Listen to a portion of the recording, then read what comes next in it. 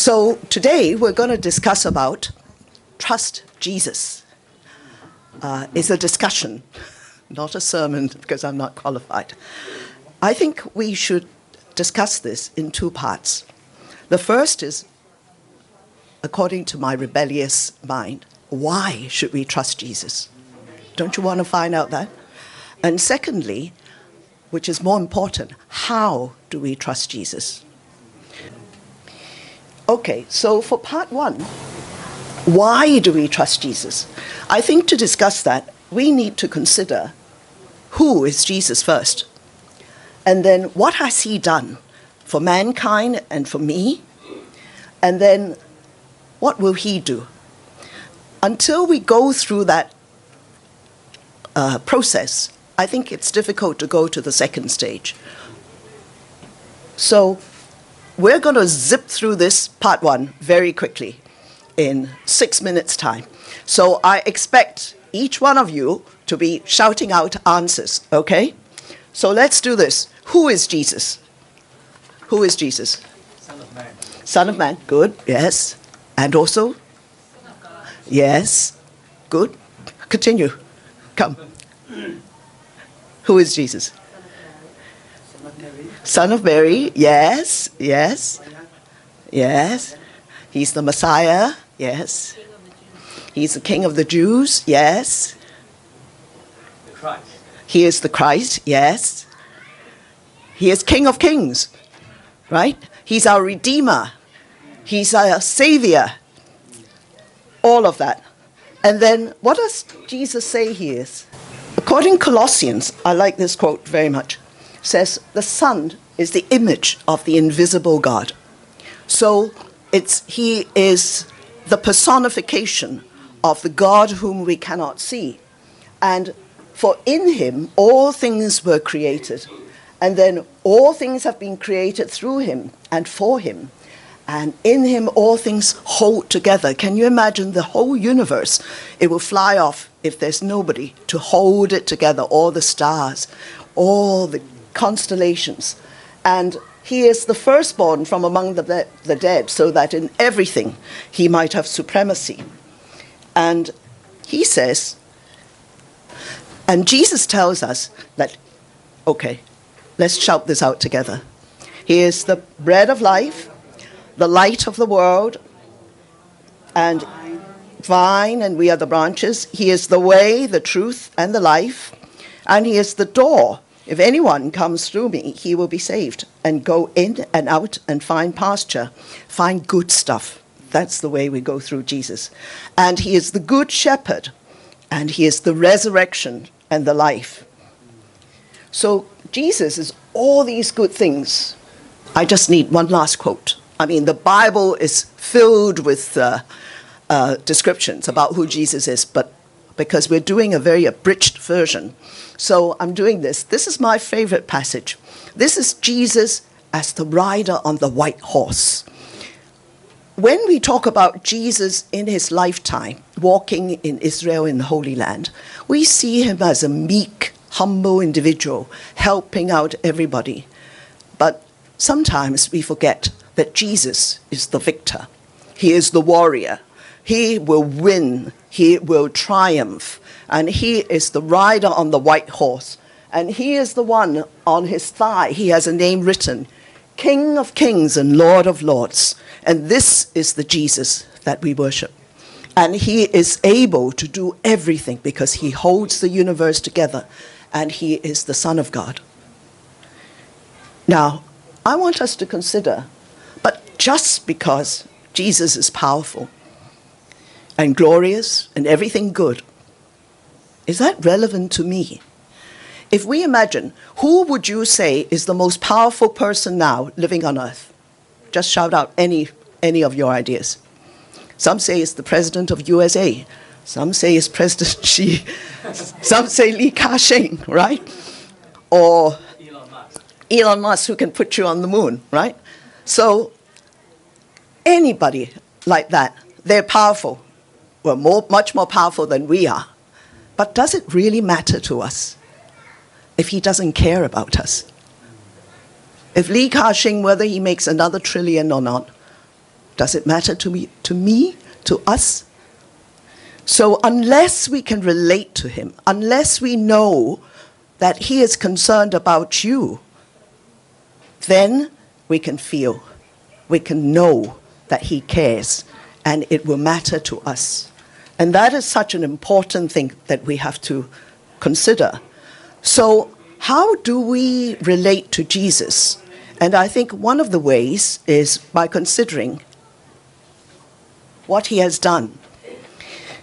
And when we imagine that Jesus is this King of Kings who holds the universe together, and he actually volunteered, he agreed to become this little worm of a man, of a fetus, to grow inside the womb of Mary in order to become a human being.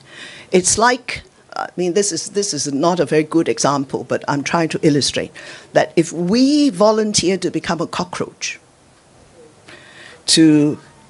all right, because we're so big and the cockroach is so small, we want to talk to the cockroaches. And the only way we can talk to the cockroach is by becoming one of them. Because otherwise, if you tell the cockroach, okay, don't go there, he can hear a roar and he becomes very scared, all right? But to become a cockroach, we make ourselves vulnerable.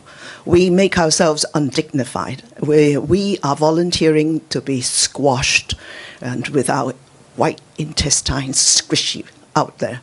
So it's, I mean, that's only a very small example, but can you imagine the magnitude of what Jesus was volunteering to do in order to come and be able to talk to us, in order to be able to show us what God is like?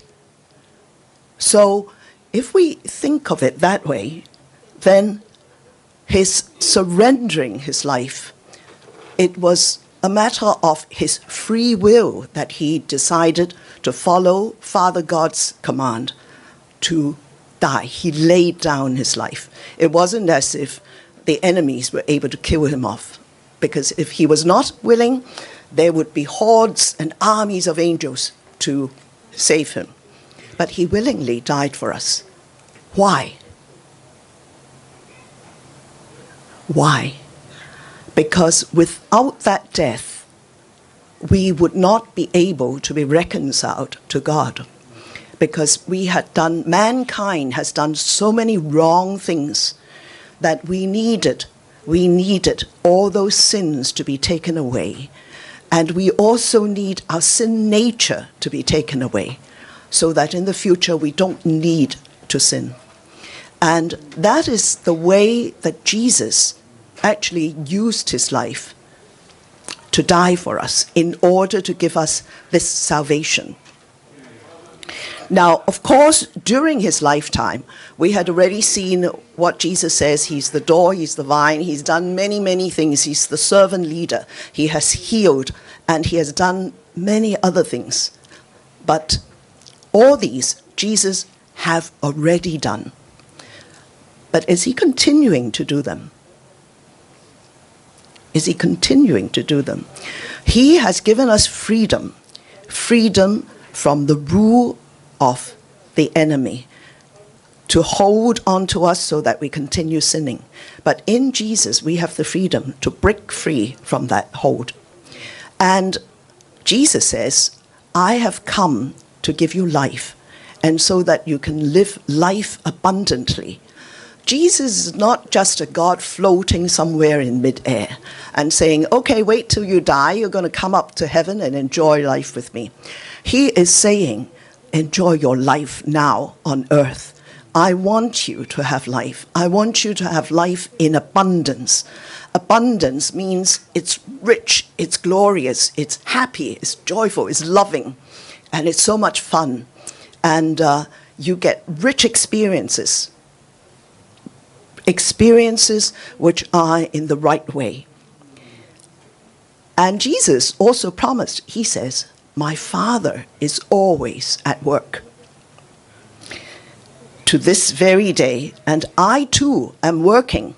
So Jesus has not just left us, when he ascended and then left us for good. He says he continues to work. So even today, tomorrow, Jesus is still working for us. And he's working towards those aims, the targets, to free us, to give us abundant life, to give us a good life. Good in the sense, not buffet every meal, but a good life. So we have to consider then forward. Yes. So what has Jesus done for mankind? We've already said that. But what has Jesus done for me? This is the important question. Because if we know just in our heads what Jesus has done for mankind, it still doesn't relate to us. Please, can we just silently consider, what has Jesus done for you?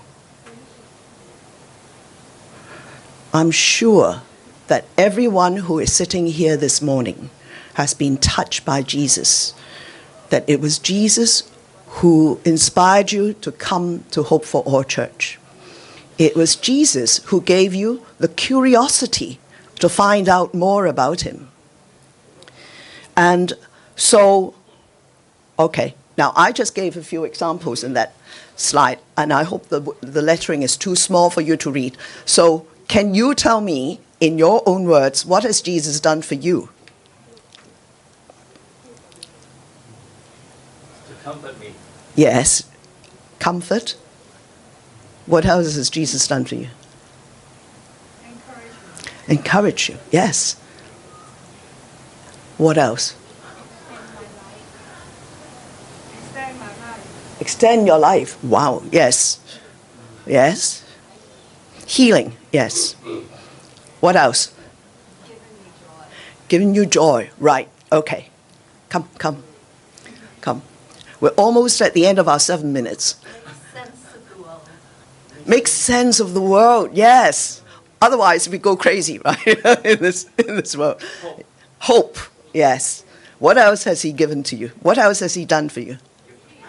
Gift of marriage, yes. Pastor Epson, gift of your children, right, yes. Peace, yes. Consolation. He's also given us prosperity, right? He's provided for us. He has done lots of things for us. And in short, he has blessed us. Jesus blesses us every day. Okay? So when we consider that Jesus is so powerful and yet he loves us so much, and he's doing this to us personally, does that give us a better reason for trusting him? It's the photograph of a prism. A prism, the white light goes through, and then you see in the spectrum, the whole spectrum of different colors. When we think about how do we trust Jesus, there are so many scenarios, aren't there? So many different circumstances. For example, if I wanted to think about, what I will have for breakfast this morning so that I will have enough energy, but it won't disturb me when I'm talking, all right? So that may be a purple light, right? A lilac light, because something small. But then if I'm considering whether I'm going to retire, whether I'm going to take up a new job, whether I'm going to move to a new country, whether I buy a property, whether I take up this boyfriend. Lots of stuff like that. Those are bigger issues, and you would see those are more intense decisions, like going into orange, yellow, and red, right? So we have a whole range of situations in life, and it would depend on our experiences, our background, our upbringing, our personality, and the other person, right, and the outside situation. So it's not possible to write a manual on how to trust Jesus. But I think looking at the white light, we can say that at least there are two essential elements that we can actually look at it through that light. One is the attitude, and secondly is the action. Now, insofar as attitude is concerned, let me see. Proverbs, this is the guiding principle, Proverbs 3:5. Trust in the Lord with all your heart, and lean not on your own understanding. In all your ways acknowledge him, and he will make your path straight. So the first thing is we're taught to trust him. And it's not trusting with half a heart. It's trusting with all our hearts. That may be something which is difficult to do. People like me, who are naturally more cynical and trying to look for evidential basis, find it more difficult. But it's a process. We all learn, and we can all improve. But in all our ways, acknowledge him. That is surely something that we can do, no matter, what kind of faith we have. We acknowledge that all the good stuff comes from Jesus. The fact that we are standing here, the fact that I can stand up here to talk to you this morning, this is through the grace of God, right? And the fact that we can go out and take up a job is because God has given us that faculty, that mental faculty, that ability, the background, the education, so that we can go out and take a job and make money. We don't claim that the money is by ourselves. It's because God gives it to us. And some of the other teachings, Mary and Martha, the famous story, I think there are many interpretations of the story. I mean, so many things can be said about the story. But when I was considering how does it relate to our trust, I would have thought that it would illustrate that we must not be presumptuous. Because even if we think that this is a good thing, this will glorify God, this is something which God would want me to do or would want us to do, we should not rush into it. Like Martha thought it was a good thing to prepare a meal for Jesus. She was right, of course. But on the other hand, Jesus says, Mary has got the better part. Because if we first sit down and listen to Jesus, find out from him what really is it that he needs or he wants or he likes for us. Maybe Jesus has just had another meal. We don't know. But unless you ask, we don't know. So instead of rushing into doing things which we think it will glorify God, it will be good for God's kingdom, take a minute first, like Mary, to say, Jesus, is this what you want me to do? Is this what you want to be done? Is it me who will do it or somebody else? Or do we do it through this person or through somebody else? Do we do it now or later? There are many questions. And if we don't sit down and really clear it up with Jesus first, then that is being presumptuous, and sometimes it can boomerang against us, and the good effect of it may be lost. And the famous passage that Pastor Epson read last time, Jesus says, "Take my yoke upon thee and learn from me. I'm gentle and humble in heart." So that is the general attitude that we should take, right? Even when we trust Jesus, we have to be gentle and humble. Now, I find that very difficult. But anyway, and one other passage that I quote is from Hosea. My people are destroyed from lack of knowledge. Now, this is what God was saying. This is not a Bible verse which many preachers quote. But when I read that, I mean, it ran a shock through my body, because God, of course, he knows everything. He can do everything. But he wants us to have knowledge. He wants us to know. And knowledge is a good thing. Knowledge is not just head knowledge. Knowledge is also using our heart to understand, using our life, our time to experience it. And this is the knowledge that God wants us to have. So when we trust Jesus, we have to remember that we should also acquire knowledge, that we should also pay attention to getting enough knowledge.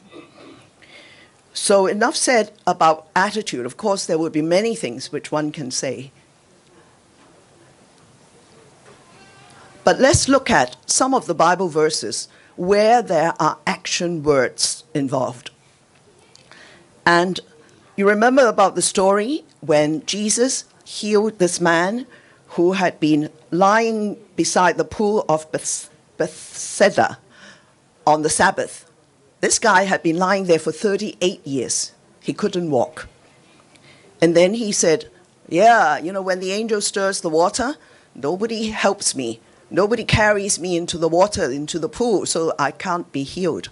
And so he lay there for 38 years. And so what did Jesus do to him? Jesus said, asked him, do you want to be healed? The answer seems to be pretty obvious, right? But what was Jesus doing there?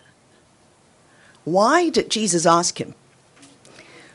Jesus was getting him to commit in his heart to resolve that he wants to be healed, that he really wants to be healed. Instead of lying there for 38 years, doing nothing, complaining, playing the victim, saying, I can't go into the pool. When the angel stirs the water, nobody is there to help me, which is why I'm in this state. So even when we trust Jesus, Jesus expects us. Even if we can't move, we can move our hearts. It is a movement of the heart. It is a determination. It is a commitment to say, I want to be healed. I want to do this. Jesus, help me. I am going to cooperate with you. So in cooperation, we see Moses. Remember Moses parted the Red Sea, and all night he stretched out his hand over the waters. And then what happened? Who parted the waters? Not Moses, it was God. God parted the waters, but he wanted Moses to stretch his arm out. And if ever you have stretched out your arm for a long time, you will know that it takes effort, right? And so God was not asking Moses to do something really difficult, because he was an old man then. But he was asking him to do something. This is the action word, that he has to stretch out his hand. He did the easy part. The difficult part was actually parting the waters. And God did all that, right? So, but we still have to do it. We still have to do our part. And then let's think of the famous Psalm 23. The Lord is my shepherd, I shall not want. And he makes me to lie down in green pastures. He leads me beside the still waters. Let's go to verse 3 and verse 4. He guides me in the paths of righteousness for his name's sake. And even though I walk through the valley of the shadow of death, I will fear no evil, for thou art with me. And so we see from progressing verse 1, lying down, to verse 3, he guides me. Now, I don't know if you've ever grumbled like this to God. Sometimes I say, God, how come I've been praying over this and you don't guide me? And I seem to sense God saying, if you don't walk, how can I guide you?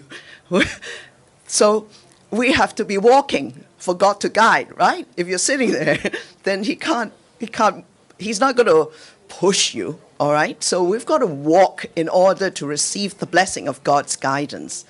And we walk through the valley of the shadow of death, so we have to walk, even as sheep, even as the beloved of Jesus. We have to do our part. We have to walk. So trusting Jesus requires action.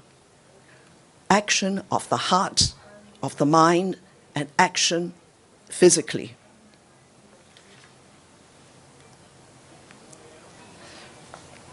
And trusting Jesus still requires action and planning.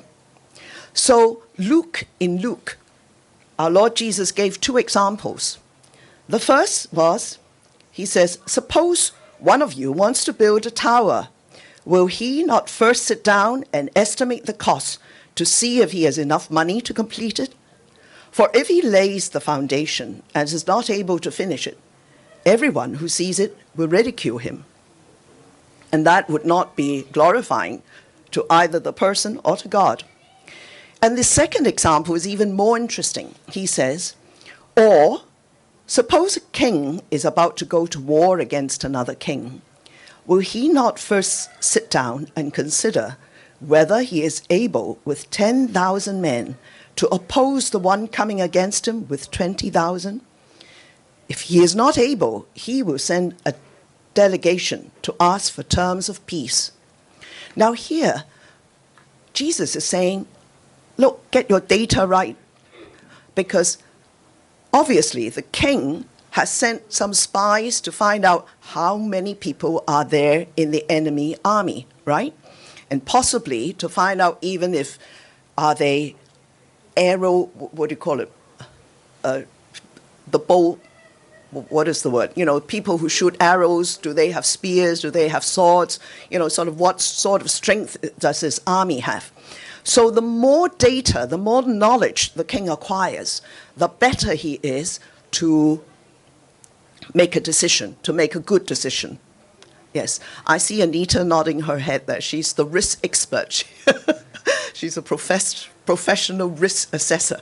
So this is it. The more information, more data we collect, right, the better we are in assessing the risk. And then what the king does is that he calculates. He considers, he plans. Am I going to be able to win this battle? Sometimes maybe the territory, the geography may be very helpful because we have seen in history in the world there can be very small armies which can defeat a big army by using, you know, sort of many other skills. But here the king sat down and Jesus says if he thinks that he cannot win, then he has to change tack. He has to strategize. So what should he do? He should compromise. He should send a delegation to go there and ask for peace. So it's not obstinately saying, this is what I'm going to do. I'm going to defend my city, whatever. There are different ways. We have to be flexible. We have to be willing to compromise in order to ask for peace, to offer terms of peace. So don't you love our Lord Jesus? He is so down to earth. He is the real carpenter, the guy who will actually design drawings, calculate. And if he wants to make a small stool, he will make sure that all the four legs are of the same length so that they will stand. And if he wants to, and also in some versions, I've heard that the Greek word is tetron, describing Jesus, and that is a stonemason, somebody who is able to build with stones and also wood. So if Jesus say, you know, he will try to build something, will he not sit down first and calculate how many stones he need, how much wood he would need, and the cost of it? Would anybody say, Jesus, you, man of little faith, don't you know that your Father God will, by the snap of his finger, be able to build a stone castle for you in 1 second? All right. Sometimes we tend to think that. But Jesus says, no. He's not telling us that we should. He's actually asking, wouldn't you do it? He thinks it's so simple, it's so common sense that he doesn't need to tell you to do it. It's something which naturally you would need to do. And so these are things that we have to consider. Why would Jesus say it that way? Look at the phraseology that he uses. He says, suppose you want to build a tower. Will he not first sit down and do this? He's assuming that this guy would sit down and do the calculation. Or suppose the king is going to go out into battle with another king. Would he not first sit down? He's putting it as a rhetorical question, saying it's so obvious. I don't even need to give you the answer. You will know the answer yourself. It answers itself. So here is Jesus. He's the real pro. He is the one who designs his table, his furniture, the building, whatever. And he knows all about doing the planning, doing the calculations. And he's saying, wouldn't you do it? And so here is something that we have to think about. And I think this is where the discussion comes in. Do we consider that because we're doing something and Jesus has told us that this is what he would want, we feel that this is what he wants? Do we still do some planning? Do we still calculate? Do we still design? Do we still put our hearts in and do all these things? Do we still take action? And other verses. So this is the famous passage. Let's read this together. Can we read this together aloud? Come to me, all you who are weary and burdened, and I will give you rest. Take my yoke upon you and learn from me, for I am gentle and humble in heart, and you will find rest for your souls, for my yoke is easy and my burden is light. So Jesus is inviting us, come, come, you who are weary and burdened, and I will give you rest. Now, the last time we discussed, last week, it was in the context of self-care that we need to stop, that we need to take a rest every now and then to care for ourselves so that we will have rest. Today, the context which I'm using this verse is to see the contradiction in the terms. When Jesus says, come, and I will give you rest, what does he say in the next word? Take my yoke upon you. When you take your rest, you're not just to sit there like the 38-year guy who has been sitting beside the pool of Bethesda. We take the yoke on ourselves. Now, I want to show you, it's my favorite photo. I took this in Holy Land, where they had this Palestinian village, and the donkey was going around. You see the yoke on his neck? The yoke on his neck. Dare I try no.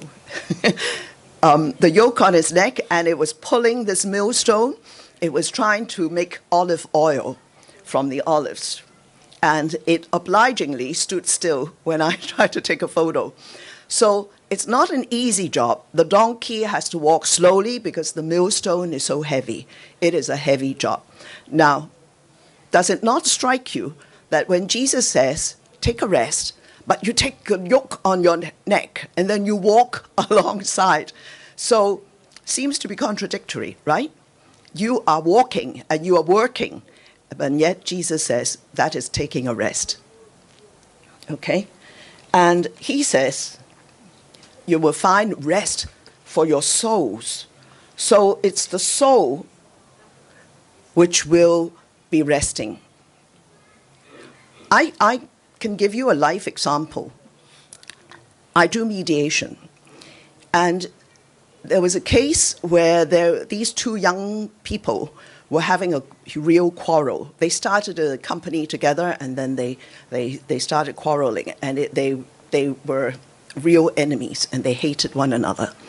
And so during the mediation, I got them around to talking about one selling out to the other, and about what would be required and the accounts and who do we owe money to. And this A, let's say partner A, says, oh, and we owe this contractor this amount of money. Remember, you have to pay him off. Now, that was a good sign because he was thinking for B that, you must remember to do this. So B reciprocated and also said, well, you remember this and this, you must remember to do this as well. And so they started to cooperate. And in the court, there I was sitting with them, and I said, let's turn this into a company's general meeting, okay? You two are the directors and shareholders. You can now resolve everything in the company and decide to wind it up even or to transfer the shares. And so we just sat there, and in that moment, in that afternoon, the two of them who had hated one another's guts for a long time, they suddenly became cooperative. They were collaborating, they were thinking together as to how to end the business, how to do it smoothly.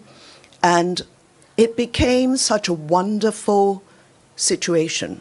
I was actually sitting there and I was saying, Lord, just thank you. I was receiving so much positive energy in that small room that we were sitting. You could just feel their friendship coming back. And it's when, I mean, I was working. Yeah. I was actually working. I was spending the time there. But this work gave rest to my soul. It's like the donkey who's walking around, with this heavy thing on his neck with a millstone. And because Jesus was double yoked to him, Jesus says, take my yoke. So Jesus is taking our yoke. He's walking beside us. He's got another yoke, which he is wearing. And because we are walking with Jesus, even though we are pulling this millstone, which is heavy work, actually, it can be quite light-hearted. In our hearts, in our souls, we get rest. And so this is the difference. The difference when you trust Jesus in what you do and when you don't trust Jesus is when you have trust, your yoke would be easy and your burden will be light. And in fact, we receive so much feedback. I mean, apart from the money, of course, apart from the fees which I was paid, I received the positive feedback of these people. And I could see how, the world became a little bit more beautiful for them and for the world. And so this is the way that actually working and trusting Jesus can help. Now, I've got something here which I want to show you.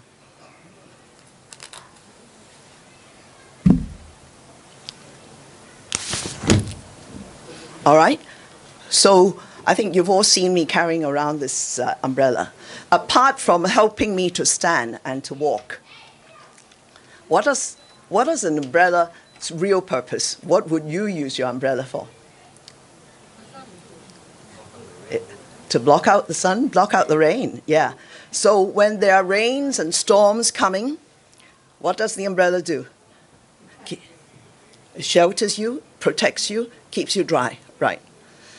But I want to ask you, does the umbrella stop the storm? It doesn't. The storm still goes on. The rain still comes down. But we are dry. We are safe. We are sheltered, right? So this is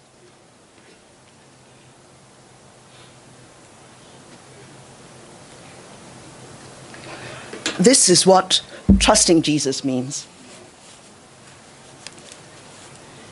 Jesus says, in this world you will have trouble, but take heart, I have overcome the world. And so trusting Jesus is not going to take away the troubles. I think this is an important thing to remember, which I keep forgetting, because I complain, Jesus, I've been praying so hard, I've been trusting you, how come, this trouble still goes on? And have you considered, maybe you've been praying for something to happen, for a relationship to materialize, for a job to come, for provision, for some money to come in, for a letter which never came. And we say, Jesus, I trusted you. I prayed so hard. I did everything. I fasted and prayed. But you still haven't come through. But Jesus says, that's not supposed to be it. The rain still come. You will still have trouble. The persecution of the church will still continue. There will still be wars. But then I will protect you. I will make sure that when you go through that, your burden will be light. And I think this is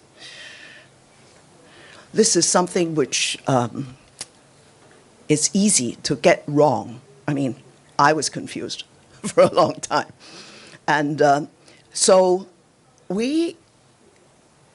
trusting Jesus is a privilege that we have. But trusting Jesus also does not stop the rain. And we have to remember that. So, knowing that, how should we respond? I think important questions are how. How should we respond? Now,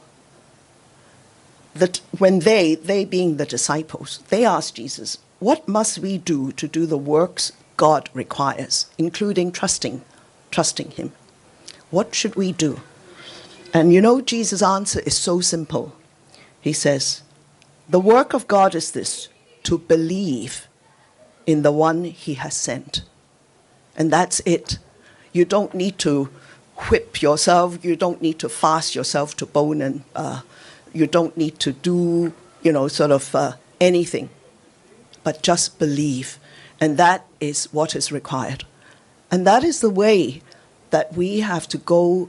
That is the route. Jesus is the door. That is the way that we trust him. But when I say this lightheartedly, I think we must remember that there are people for whom the umbrella is difficult. It is difficult. Sometimes it looks like there are holes in the umbrella. Can we remember the people in Gaza? People who may have lost their homes, lost a loved one, maybe lost a limb, lost their home, lost all their lifetime's work. People who say, okay, my husband has walked out on me. What am I and the children going to do? People who say, my business has gone down. I have 100 employees waiting to be paid. What am I going to do? For those, the rains and the storms may be very heavy, and it is not easy for them to hold up an umbrella and to cheerfully say, well, your burden will be light. And I think the important thing is